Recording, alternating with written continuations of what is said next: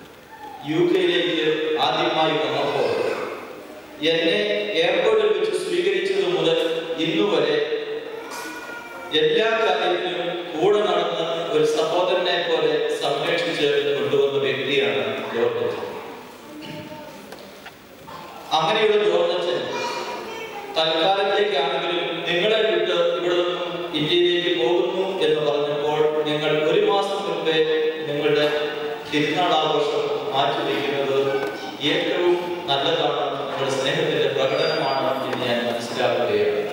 തീർച്ചയായിട്ടും ജോർജ് അച്ഛൻ അതിന് അർഹനാണ്. അതോടൊപ്പം തന്നെ 2-3 വലിയ കാര്യങ്ങൾ കൂടി ഇന്നത്തെ തിരുനാളിൽ നമ്മൾ പ്രത്യേകമായി അനുസ്മരിക്കുന്നുണ്ട്. അത് വിശുദ്ധ തോമസ് ശ്ലീഹായുടെ തിരുനാള്, മാതാവിന്റെ തിരുനാള്, അതുപോലെ ഇവിടെയുള്ള ലാറ്റിൻ സഭ ആചരിക്കുന്ന മിശിഹായുടെ സ്വർഗ്ഗാരോഹണ തിരുനാൾ. ഒരുപക്ഷെ ഇങ്ങനെ 3-4 കാര്യങ്ങൾ കൂട്ടിക്കെട്ടി വരുന്നത് കൊണ്ടായിരിക്കാം ഇന്നത്തെ കാലാവസ്ഥ പോലും നമുക്ക് ഏറ്റവും അനുകൂലമായ രീതിയിൽ നമ്മളോട് ചേരുകയാണ്. തോമസ് ശ്ലീഹായെ കുറിച്ച് ചിന്തിക്കുമ്പോൾ 3 പ്രധാന സംഭവങ്ങളാണ് സുവിശേഷത്തിൽ തോമസ് ശ്ലീഹായെ കുറിച്ച് പരാമർശിച്ചിട്ടുള്ളത്.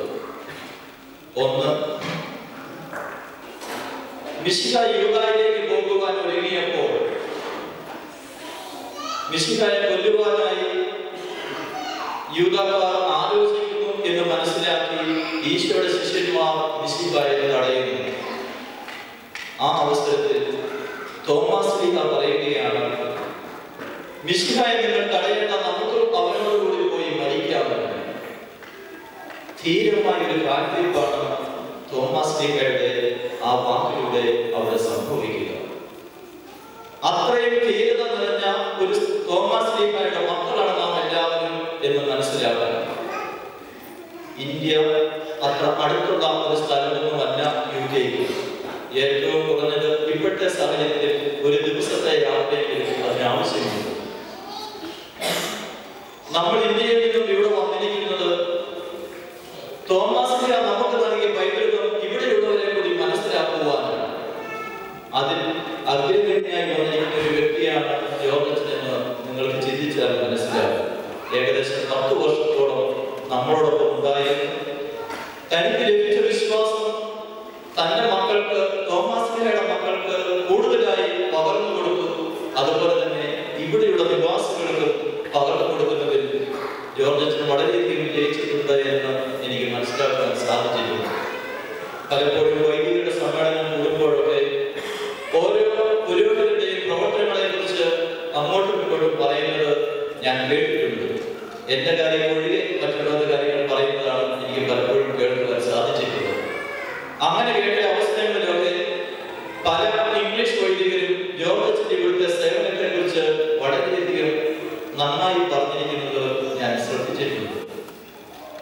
അതിന്റെയൊക്കെ കാരണം തോമസ് ശ്ലീഹ നമുക്ക് നൽകിയ ആ പൈതൃകം നമ്മൾ മറ്റുള്ളവരിലേക്കും പകർന്നു കൊടുക്കുന്ന മക്കളാണ് എന്നുള്ളതാണ്. തോമസ് ശ്ലീഹയുടെ ധൈര്യം ജോർജ് അച്ഛൻ ഈ UK പ്രദർശിപ്പിച്ചു, ഇതിനെ വളർത്തി വലുതാക്കി എന്നുള്ളതാണ്. രണ്ടാമതായി നമ്മൾ തോമസ് ശ്ലീഹായുടെ വിശ്വാസ പ്രഖ്യാപനം അല്ലെങ്കിൽ മിശിഹായോടുള്ള അടുപ്പം കാണിക്കുന്നത് അന്ത്യ അത്താഴവേളയിൽ മിശിഹ ഈ ലോകം വിട്ട് പിതാവിന്റെ പക്കലേക്ക് പോകുന്നു എന്ന് പറയുന്ന അവസരത്തിലാണ്. ഞാൻ എൻ്റെ പിതാവിന്റെ പക്കലേക്ക് പോവുകയാണ്, വഴി നിങ്ങൾക്കറിയാം. മറ്റ് സ്ത്രീഹന്മാരൊക്കെ മൗനമായിട്ടിരിക്കുമ്പോൾ തോമസ് ശ്ലീഹ തന്റെ സ്വതസിദ്ധമായ ശൈലിയിൽ നിഷ്കളങ്കമായ രീതിയിൽ ചോദിക്കുകയാണ്, പിതാവേ, അങ്ങ് എവിടേക്ക് പോകുന്നത് ഞങ്ങൾ അറിയുന്നില്ല, പിന്നെ എങ്ങനെ വഴിയറിയും? നിഷ്കളങ്ക സ്വഭാവം, അതാണ് തോമസ് ശ്ലീഹയുടെ നമ്മൾ മനസ്സിലാക്കേണ്ട രണ്ടാമത്തെ വലിയ കാര്യം. ആ നിഷ്കളങ്ക സ്വഭാവത്തിന് മറുപടിയായി മിശിഹ പറയുകയാണ്, ഞാനാണ് വഴിയും സത്യവും ജീവനും എന്ന്. മിശിഹായാണ് നമ്മുടെ ഓരോരുത്തരുടെയും വഴി, നമ്മുടെ ഓരോരുത്തരുടെയും സത്യം, നമ്മുടെ ഓരോരുത്തരുടെയും ജീവൻ. മിശിഹായോട് നാം എന്തുമാത്രം അടുക്കുന്നുവോ ആ മിശിഹ തന്നെ നമ്മളെ നേർവഴി കാണിക്കുകയും കൈപിടിച്ച് നടത്തുകയും നമ്മൾക്ക് ജീവൻ നൽകുകയും ചെയ്യും.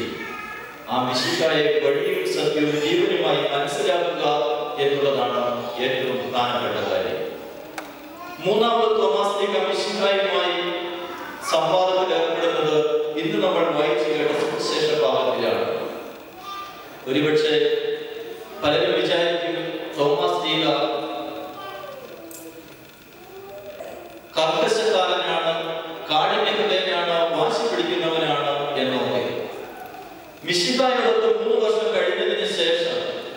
മറ്റു ശിഷ്യന്മാർ മിശിഹായെ കണ്ടു എന്ന് പറയുമ്പോൾ കണ്ണുമടച്ച് വിശ്വസിക്കുവാൻ തോമസിഹായ്ക്ക് ആവുമായിരുന്നില്ല. ഞാനും മിശിഹായുടെ ശിഷ്യനാണെങ്കിൽ എനിക്ക് മിശിഹായെ കണ്ടേ മതിയാവൂ എന്ന് വാശി പിടിക്കുന്നതിൽ യാതൊരു കർക്കശ സ്വഭാവവും കാഠിന്യ സ്വഭാവവും നമുക്ക് കാണുവാൻ സാധിക്കുകയില്ല. മറിച്ച് മിശിഹായുള്ള അതീവമായ സ്നേഹമാണ് അവിടെ പ്രകടമാകുന്നത്. എന്താണ് അവിടെ സംഭവിച്ചത്?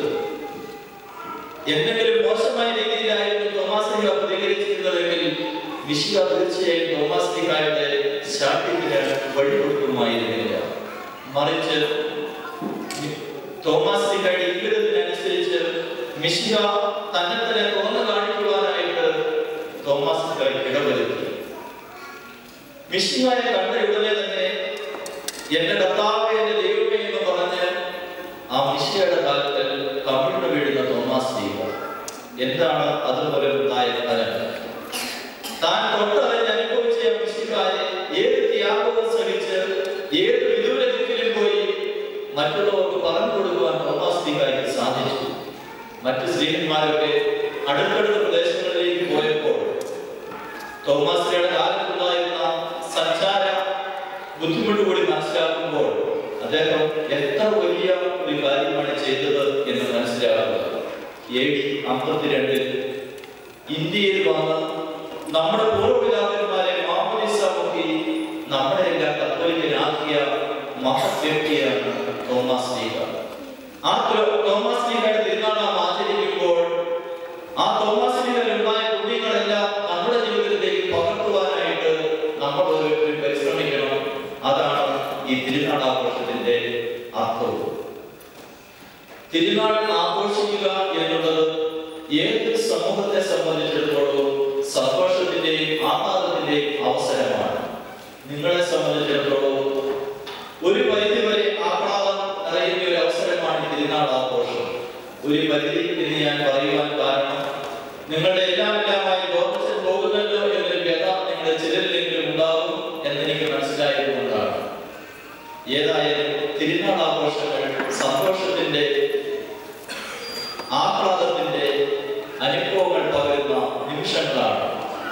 ഈ അവസരത്തിൽ തിരുനാൾ ആഘോഷത്തിന്റെ ആരംഭത്തെ കുറിച്ച് ചിന്തിക്കുമ്പോൾ പഴയ നിയമഭാഗം ഒരു കാര്യം പറയുന്നുണ്ട്. മിശിഹ ദൈവാലയത്തിൽ ഇറങ്ങിപ്പോയപ്പോൾ ആ ദൈവത്തെ തിരികെ കൊണ്ടുവരുന്നതിനുള്ള ഒരു പരിശ്രമമായിട്ടാണ് ദാവീദ് രാജാവ് തിരുനാൾ ആദ്യമായി ആചരിക്കുന്നത്. അതുപോലെ നമ്മുടെ ജീവിതത്തിൽ നിന്ന്, നമ്മുടെ കുടുംബത്തിൽ നിന്ന്, നമ്മുടെ സമൂഹത്തിൽ നിന്ന് ദൈവം മറഞ്ഞു പോയിട്ടുണ്ടെങ്കിൽ ആ ദൈവചൈതന്യം വീണ്ടെടുക്കുവാനുള്ള ഒരു അവസരമായിട്ട് വേണം നമ്മുടെ തിരുനാൾ ആഘോഷത്തെ നമ്മൾ മനസ്സിലാക്കുക. ഈ തിരുനാൾ ആഘോഷത്തിൽ മൂന്നാമത് ഒരു വ്യക്തി കൂടി പങ്കെടുക്കുന്നു. അത് മറ്റാരുമല്ല, നമ്മുടെ എല്ലാം അമ്മയായ പരിശുദ്ധ കന്യകാമറിയമാണ്. പരിശുദ്ധ കന്യകാമറിയത്തെ കുറിച്ച് ചിന്തിക്കുമ്പോൾ മിശിഹ കുരിശിന്റെ ചുവട്ടിൽ വെച്ച് നമ്മുടെ എല്ലാം പ്രതിനിധിയായ യോഹന്നാനോട് പറഞ്ഞു, ഇതാ നിന്റെ അമ്മ എന്ന്. അത് നമ്മുടെ ഏവരുടെയും അമ്മയാണ് പരിശുദ്ധ കന്യകാമറിയം. അമ്മ എന്ന നാമം, മധുരമായ നാമം, നമ്മളെ എല്ലാം പ്രസിദ്ധിക്കുന്ന നാമമാണ്. ആ അമ്മയുടെ അടുത്തേക്ക് ചെല്ലുവാൻ, ആ അമ്മയുടെ മാധ്യസ്ഥം അപേക്ഷിക്കുവാൻ, ആ അമ്മയിലൂടെ ദൈവത്തിന്റെ ചൈതന്യം നമ്മളിലേക്ക് പ്രവഹിക്കുവാനുള്ള ഏറ്റവും വലിയ അവസരമാണ് പരിശുദ്ധ കന്യകാമറിയത്തിന്റെ തിരുനാൾ ആഘോഷം. പരിശുദ്ധ കന്യകാമറിയത്തെ കുറിച്ച് ചിന്തിക്കുമ്പോൾ നമ്മുടെ ആവശ്യങ്ങൾ കണ്ടറിഞ്ഞ് നമ്മുടെ ആവശ്യങ്ങളെ നമ്മളെ സഹായിക്കുവാനായി ഓടിയെത്തുന്ന ഒരമ്മയാണ് എന്ന് നമ്മൾ മനസ്സിലാക്കണം. മിശിഹ തന്റെ പരസ്യ ജീവിതം ആരംഭിക്കുന്നതിന് മുൻപ് തന്നെ കാനായിൽ കല്യാണത്തിൽ പങ്കെടുത്തപ്പോൾ മാതാവിനെയോ മിശിഹയെ സംബന്ധിക്കാത്ത കാര്യത്തിൽ മാതാവ് ഇടപെട്ട് അവിടെ വീഞ്ഞ് തീർന്നു പോയപ്പോൾ വീഞ്ഞ് ഉണ്ടാക്കുവാനായി നൽകുവാനായി മിശിഹായോട് പറയുന്ന മഹനീയമായ അവസരം നമ്മൾ മറക്കരുത്. നമ്മുടെ ജീവിതത്തിലും പലപ്പോഴും വീഞ്ഞ് തീർന്നു പോകുന്ന അനുഭവം ഉണ്ടാകാറുണ്ട്.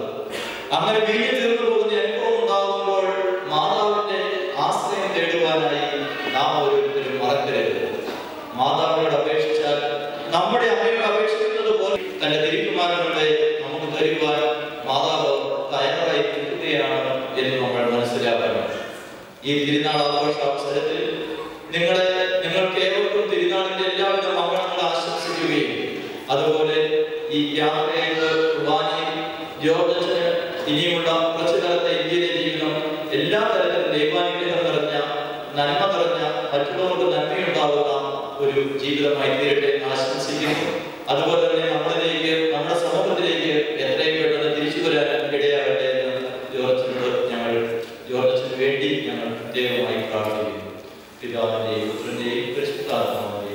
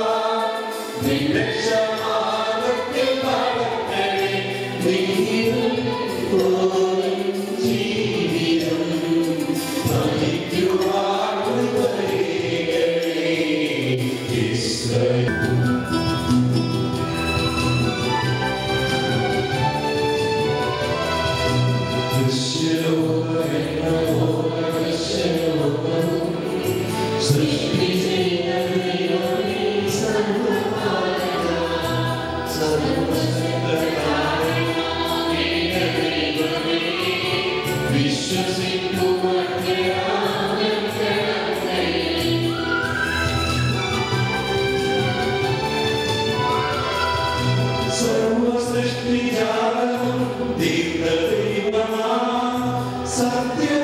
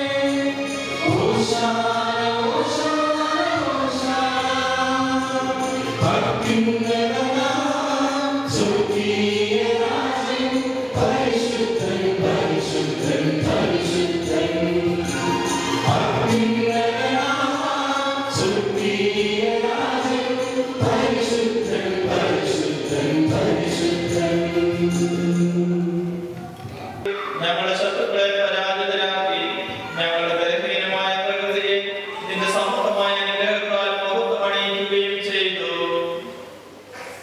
നീ ഞങ്ങൾക്ക് നൽകിയ എല്ലാ സഹായങ്ങൾക്കും അനുഗ്രഹങ്ങൾക്കുമായി ഞങ്ങൾ നിന്റെ സ്തുതിയും ബഹുമാനവും കൃതജ്ഞതയും ആരാധനയും സമർപ്പിക്കുന്നു ഇപ്പോഴും എപ്പോഴും എന്നേക്കും.